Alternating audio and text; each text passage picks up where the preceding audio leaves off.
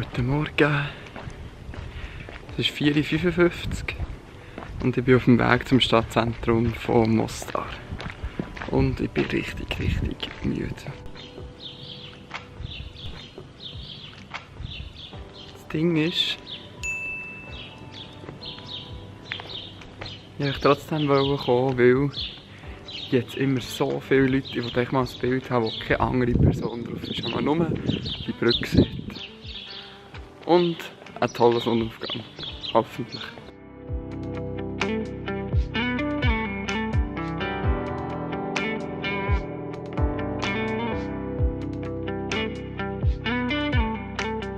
Jetzt warte ich mal auf das Licht. Und wenn die Berge da hinten nämlich so schön beleuchtet sind, ein Alpenglühen quasi. Einfach ohne Alpen, sondern mit herzegovinischen Bergkettinnen. Dann könnte es so ein cooles Foto geben. Wir schauen mal.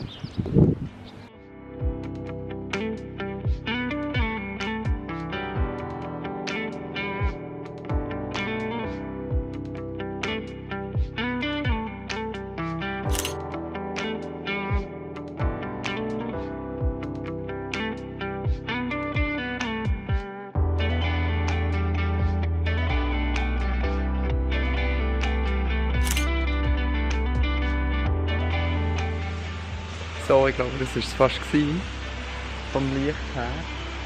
Es flacht jetzt langsam so ein bisschen an. Und bis die Sonne wirklich hier in die Stadt hineinscheint, weil der Berg da ist eben schon noch hoch. Das ist, glaube ich, fast schon so ein bisschen das Herzlicht.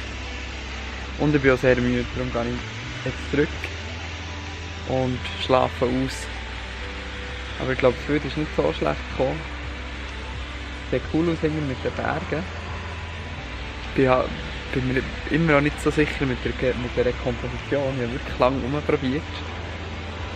Irgendwie gefällt es mir, aber irgendwie fehlt auch etwas. Fehlt so ein Ankerpunkt vor im Bild. Dann habe ich probiert, da das Gässchen auf und runter gelaufen. Und habe probiert, dass ich quasi so ein bisschen der Ankerpunkt bin, aber irgendwie klappt es nicht so recht. Jetzt packe ich zusammen und gehe wieder zurück und mache noch einen kleinen Nap.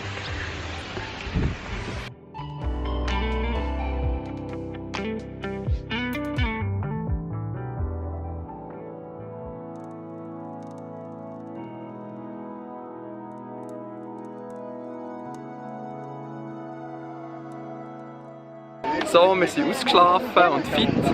Irgendwo mehr oder weniger. Ich habe noch ein paar Stunden geschlafen. Und jetzt sind wir gerade auf der alten Brücke hier, wo ihr ja schon des Öfteren Bilder gesehen habt bis jetzt. Und heute machen wir so einen kleinen Shopping-Tag. Schauen hier die ganzen Ständchen haben wir schon Ohrringe gekauft. Und jetzt schauen wir mal, was es sonst noch so gibt. Und vielleicht gehen wir auch noch in ein Museum oder so, weil die Geschichte von Mostar ist natürlich auch extrem spannend mit dem Krieg, der ja hier vor gar nicht allzu langer Zeit war. Wir schauen mal.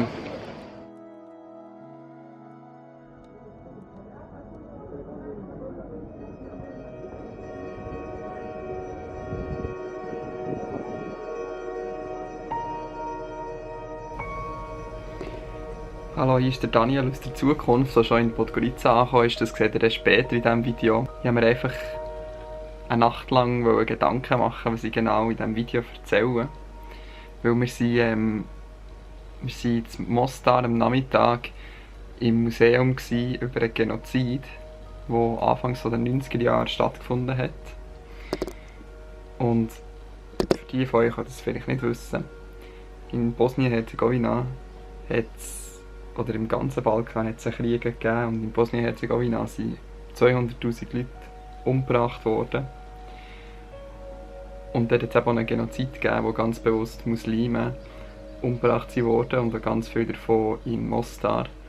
Da sind Konzentrationslager eingerichtet worden, Leute sind auf schlimmste Art und Weise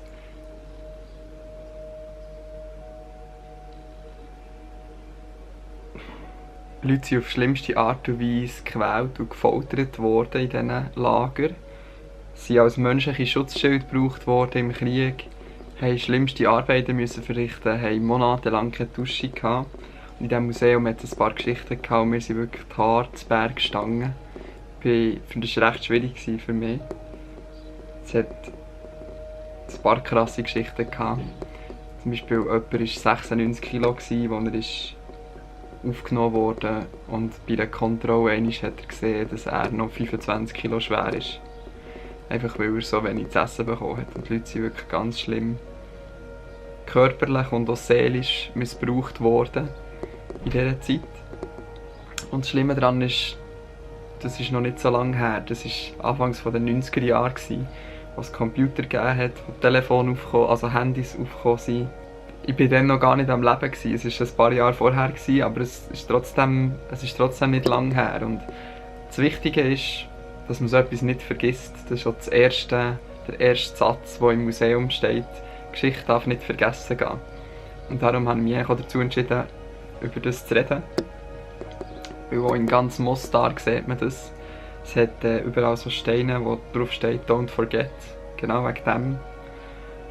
Und wenn du durch die Stadt laufst und du mit offenen Augen durch die Stadt laufst, dann merkst du es einfach, weil dort, wo wir gegessen haben, zum Beispiel am Mittag, gegenüber hast du eine Wang mit Einschusslöchern.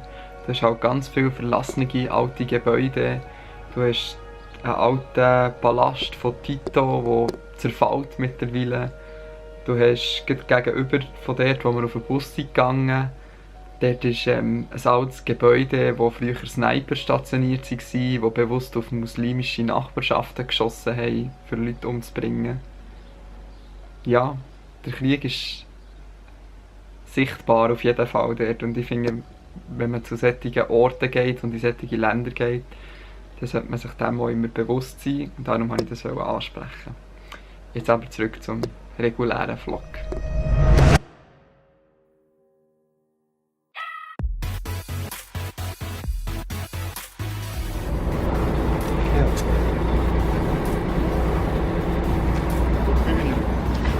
Wir haben es geschafft.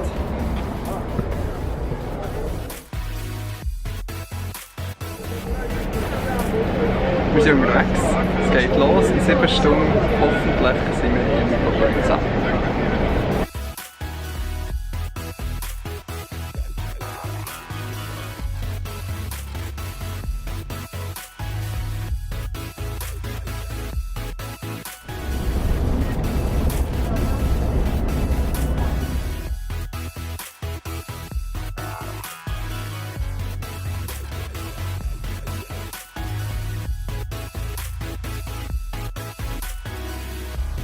So, es geht weiter. Wir essen jetzt etwas. Ein Farmerstängel, den wir schon ein paar Tage mit uns rumtragen. Schon ein paar Mal geschmolzen ist und wieder hart geworden ist. Ich muss das Leben nicht im Griff. Doch, sicher.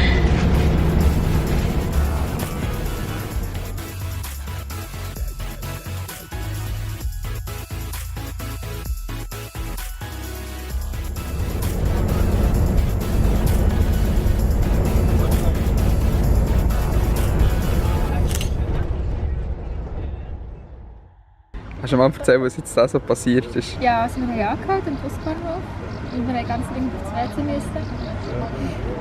Aber wir haben nicht gewusst, wie lange wir halten, darum sind wir aufs WC gerannt, ganz schnell wieder zurück zum Bus. Und dass wir dann erfahren haben, dass wir jetzt hier 40 Minuten warten. Jetzt haben wir uns ein kleines Fanta gegönnt. Ja. Mit unseren letzten konvertiblen Mark. Genau. Und jetzt lassen wir da den Tag ausklingen. An einem Busbahnhof. Aber der Stress ist da gewesen. Stresslevel hoch. Das war schon hoch, für dass wir jetzt 40 Minuten warten. So, es geht weiter. Nach unserem kleinen Zwischenstopp. Der nächste Halt ist die Grenze zu Montenegro. Und wir sind uns ziemlich sicher, dass wir die einzigen Touristen sind. Also zum Glück eine Dame, die Englisch kann. Die hat uns übrigens auch aufmerksam gemacht, dass wir 40 Minuten Pause machen. Jetzt geht es weiter.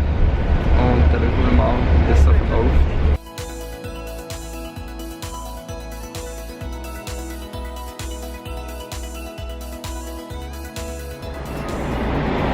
Wir sind hier, Podgorica.